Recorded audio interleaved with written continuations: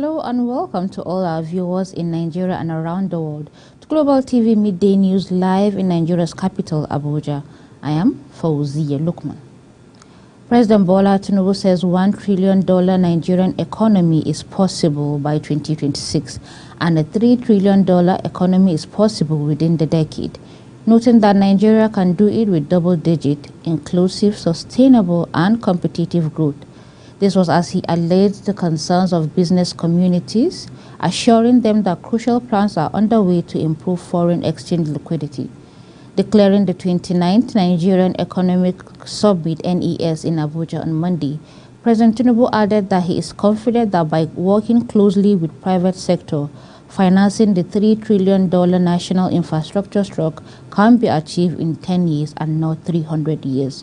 Uyi Agwamofegbe has the details.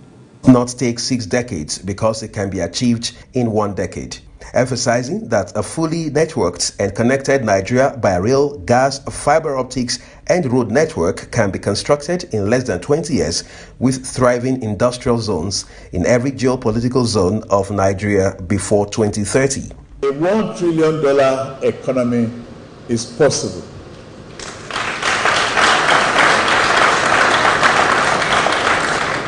By year 2026, and a $3 trillion economy is also possible within this decade. We can do it with double-digit and sustainable competitive growth. While declaring that by January 2024, the new student loan program, consumer credit schemes will have come into effect, President Tinubu said new and affordable homes will be built at record pace. He outlined the 8 priority items of his administration as ending poverty, achieving food security, economic growth and job creation, access to capital across and anti-corruption, stating that he is committed to delivering improved livelihoods and positive economic outcomes which Nigerians can tangibly feel and experience. My government has introduced ZENFRA, measures to resuscitate the economy, including 500 billion naira intervention to support small-scale businesses. With more than 133 million multi-dimensionally poor Nigerians, the NESG boss, Niyi Yusuf, said a multi-trillion-dollar economic growth trajectory will urgently need certain actions, including macroeconomic stabilization program, supported by an aggressively scaled national security effort to halt all forms of syndicated and organized crime around crude oil and solid minerals, a Made in Nigeria agenda. To halt all forms of syndicated and organized crime around crude oil and solid minerals. 2. A Made in Nigeria agenda. To make in Nigeria, however, 2 striding drivers must be put in place. First, the National Emergency Energization Program to ensure easy access to stable, predictable, and affordable electricity supply. The annual Nigeria Economic Summit is organized by the Nigerian Economic Summit Group in collaboration with the Federal Ministry of Budget and National Planning. Uyi Agwamofegbe, reporting for Global Television News. On a light note, President Bola Tinubu has approved the appointment of Abdullahi Mustafa as the Director General and Executive Chief Officer of Energy Commission of Nigeria, ECN.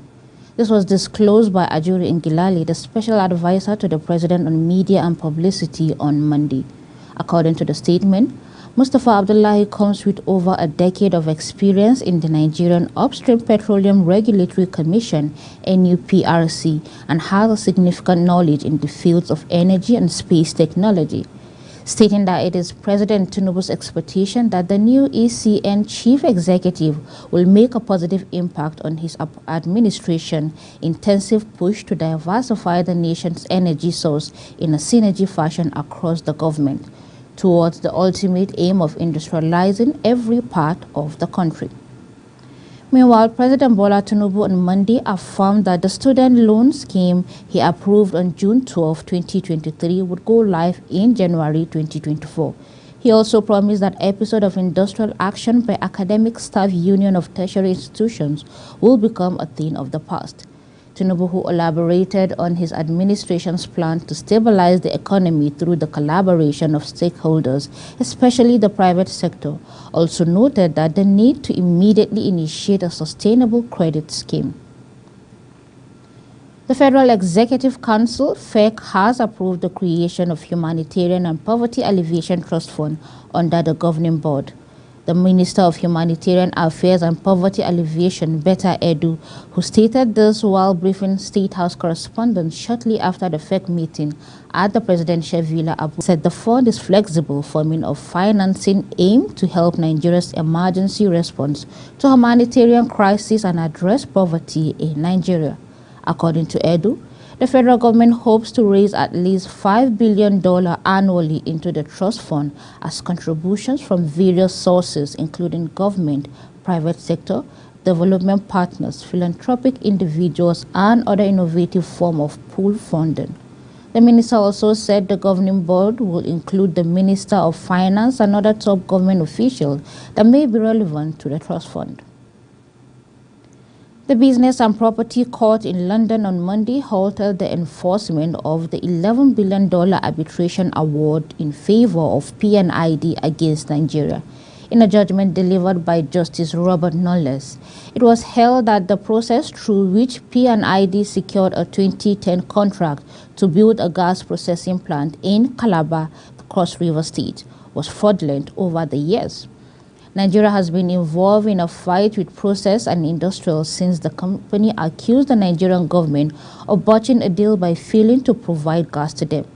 The country has suffered a $6.6 billion judgment debt in 2017 when the arbitration tribunal ordered the country to pay PNID with interest to start counting from March 2013. In 2018, Nigeria began investigating the company through the EFCC and found evidence of 2 bank transfers totaling $20,000 made by Dublin-based Industrial Consultant Limited, part of PNID group of companies, to Grace Tiaga, a Nigerian government lawyer who oversaw the award of the gas plant contract. The federal government has signed a $1 billion deal with telecommunications company IHS Towers to build learning communities across Nigeria for the 3 million technical talent programs. The Minister of Communications, Innovation and Digital Economy, Bosom Tijani, announced the partnership on his X account on Monday. Tijani revealed that the $1 billion funding received from IHS Towers encompasses not only financial support, but also commitment that covers the salary of 37 dedicated learning community managers for each location over the course of the next 3 years. The program aimed to generate a pipeline of technical talent in line with President Bola Tinubu's vision of creating 2 million digital jobs by 2025. The minister will select individuals who have expressed interest in acquiring specific knowledge and skills and will cover the expenses associated with their training. The technical skills include software development, UI and UX design, data analysis and visualization, quality assurance, product management, data science, animation, AI machine learning, cybersecurity, game development, cloud computing, and development opportunity. You're watching Global TV Midday News live on Global TV, coming to you from Nigeria's capital, Abuja. We're on StarTime channel 276. Kindly follow us across social media platforms using @GlobalTVNG and other handles now showing on your screen. When the Midday News returns, federal government plans $10 billion to stabilize Naira as it banks on NNPCL for Forex. This news continues shortly with details of this and other stories right after this short break. Please don't go away.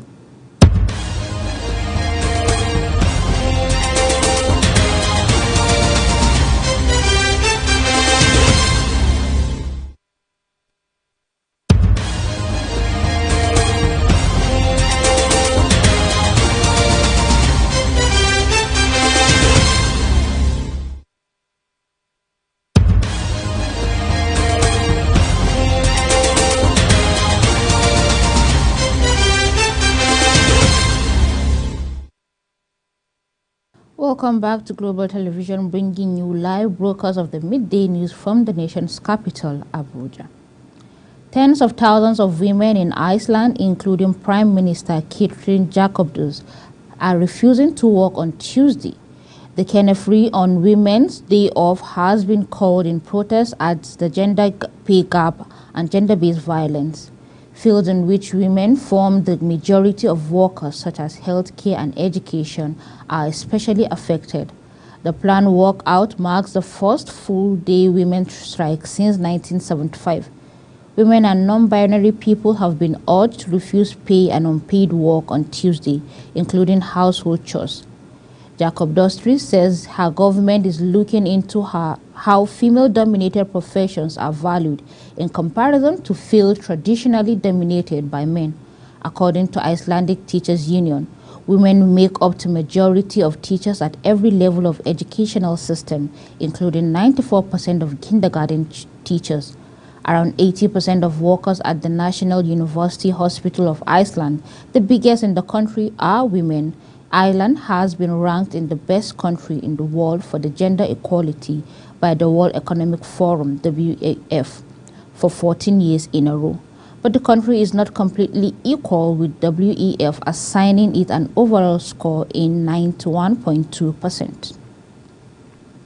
The European Union on Monday took a legal step towards imposing sanctions on Niger's new military rulers who overthrew the democratically elected leader in July. The 27-nation bloc has condemned the ousting of Niger's President Mohamed Bazoum, which toppled a key Western partner in the jihadist region. The EU announced it has adopted a legal framework under which it can now sanction individuals and entities responsible for actions that threaten the peace, stability, and security of Niger. The EU has already suspended security cooperation and financial support with Niger following the military takeover. Former colonial power France is currently pulling out its 1,500-strong military deployment to the Sahel country after a demand from Niger's new rulers.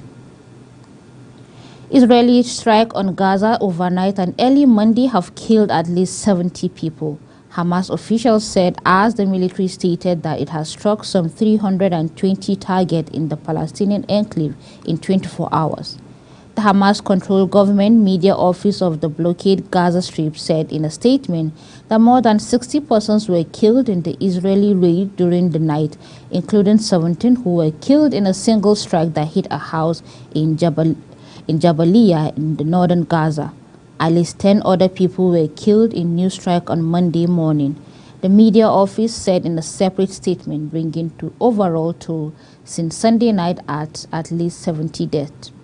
Israel has warned more than 1 million residents in northern Gaza to move south for their safety, and the United Nations says more than half of the territory's 2.4 million population is now displaced. In the meantime, the World Health Organization, WHO, has urged Israel to withdraw its evacuation order for hospital in northern Gaza. WHO spokesman Tarik Jasarevic said on Monday that there are patients that cannot be moved, adding that many of them are on mechanical ventilations. He also noted that there are newborns on incubators as well as people in unstable conditions, and it is very difficult to move them. So far, 4 trucks carrying surgical and dressing materials as well as medicines for chronic illness have been brought into Gaza through the Rafah border crossing. The spokesman said more trucks are ready on the Egyptian side, but so far there are no security guarantees that the supplies can be brought in. Spanish police says Monday that they have seized century-old gold artifact worth over 6 million euros that was stolen in and taken out of Ukraine illegally. The 11 pieces include necklace, bracelet, and earrings were displayed at the Kyiv Museum between 2009 to 2013 and were smuggled out of Ukraine before 2016. The 6 pieces gold jewelry of great historic and economic value have been stolen and exported illegally from Ukraine and was going to be sold in Madrid, the statement added, noting items dated from between the 18th to 8th and 4th century BC. 3 Spanish and 2 Ukrainian nationals, one of them an Orthodox church priest, were arrested as part of the operation, which was carried out with the help of the Ukrainian authorities as well as Albania, Bulgaria, Cyprus, and North Macedonia. Police says the artifact has forged documents in English, Ukrainian, and Spanish to make it look as if they belong to the Ukrainian Orthodox Church. Police began their investigation in 2021 after one of the pieces, a gold belt with ram's head, was sold to a businessman in a private sale in Madrid. This led investigators to the other 10 artifacts that police seized last month from the suspect. The pieces are being studied by Spain's National Archaeological Museum and the country's Cultural Heritage Institute. President Bola Tinubu has assured Nigerians and investors that there is an ongoing plan to boost the country's foreign exchange liquidity. This was as the Minister of Finance and Coordinating Minister of Economy, Wale Edun, said that the country was expecting about $10 billion inflow in the nearest term, which will help to clear foreign exchange backlog and stabilize the naira. Speaking at the 29th Nigerian Economic Summit in Abuja on Monday, Tinubu acknowledged the challenges faced by the business community in the financial markets and assured them of additional foreign exchange liquidity to restore market confidence. He also emphasized his administration's commitment to strengthening governance by establishing a performance and result-oriented public and civil service culture and structure. The president outlined the 8 priority items of his administration to include ending poverty, achieving food security, economic growth and job creation, access to capital, inclusivity, security and fairness, and rule of law and anti-corruption. The Minister of Finance, Wale Edun, says it is necessary that all buildings and buildings under construction owned by government or private individual should have an insurance cover. The minister made this known at the National Insurance Conference in Abuja. The minister, who was represented by the Permanent Secretary, Minister of Finance, Okonkwo Udo, says insurance remains an indispensable element in ensuring comfort, mental and financial stability in the society, as well as the sustainability of economy. Kikelomo Okiri has the details. Over the past 49 years, Nigeria has recorded 533 building collapses. This is an average of 11 of such tragedies per year. According to reports, an estimated 36,000 buildings faces impending collapse in the country. The Minister of Finance says potential of insurance sector must be effectively unlocked so as to stimulate insurance sector in the country, adding that there is need for citizens to imbibe insurance culture so that succor by way of indemnity is available at all times for unforeseen events. We are mindful of the compelling needs of the Nigerian populace to imbibe insurance culture so that succor by way of indemnity is available at all times of unforeseen events, old age, and permanent disability. The era of government providing support for victims of insurance risk has become unsustainable. Therefore, it is necessary that all buildings and buildings under construction owned by governments, companies, or in private individuals have insurance cover. Stakeholders in the insurance sector says insurance has a strategic role in the country's future and development. A healthy, trusted, and innovative insurance sector should be the mechanism for creating savings and channeling these savings into infrastructure investment in the country. Adding that the Insurance Act of 2003 needs to be overhauled, saying there is need to pass the bill and ensure that the new act can drive the implementation and enforcement of compulsory insurance in Nigeria. The prompt settlement of claims. Operationalizing must be exercised and we must bring discipline to the sector. Our regulatory mantra going forward must be that everything under insurance should be less onerous, less tedious, less difficult for our customers and for our practitioners. We must address the reasons we are failing to enforce insurance on public buildings in Nigeria. To me, it's an indication of much wider issues within the insurance industry. To improve penetration rate in insurance penetration, so to say, in Nigeria. Nigeria's economy is large. It's larger than the countries I've mentioned. But we are still doing a lot of physical deployment of transactions that we do. The Chief Commissioner for Insurance and Chief Executive Officer, National Insurance Commission, says the Commission under its leadership has remained resilient and focused on implementing initiatives that will foster development of Nigerian insurance industry, as well as align its fortune with that of the nation as the Africa's largest economy. It says the industry premium income between 2014 and 2022 grew at average of 13.6% from a premium income of 282 billion naira to 726.2 billion naira. The total assets of the sector also grew at average of 12% for the same period, from an asset base of 827.5 billion naira in 2014 to 2.33 trillion naira in 2022. Your Excellencies, Your Royal Highness, ladies and gentlemen, the Commission has also continued to provide financial assistance to tertiary institutions in Nigeria to facilitate the education of professionals required by the insurance sector. We call this our own backward integration.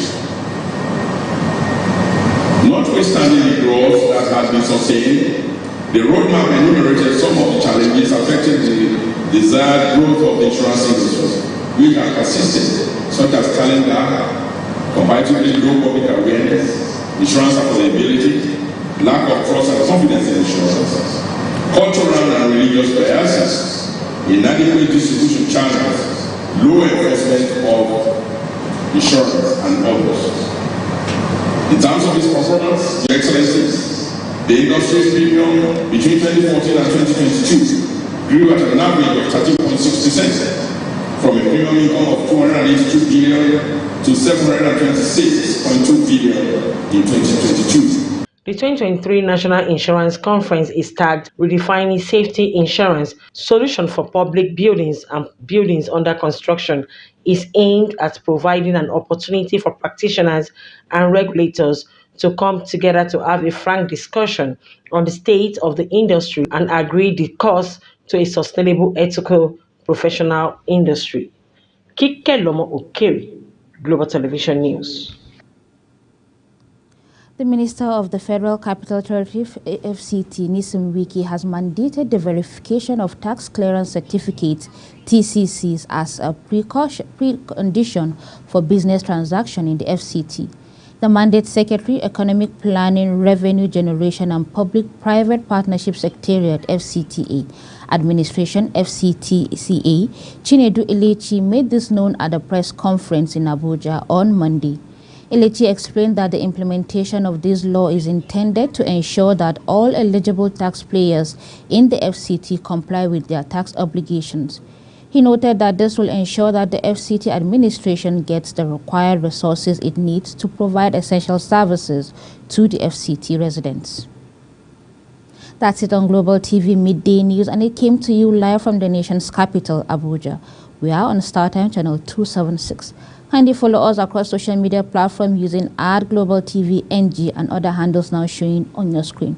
On behalf of the production team, I am Fauziya Lukman, thanking you so very much for watching.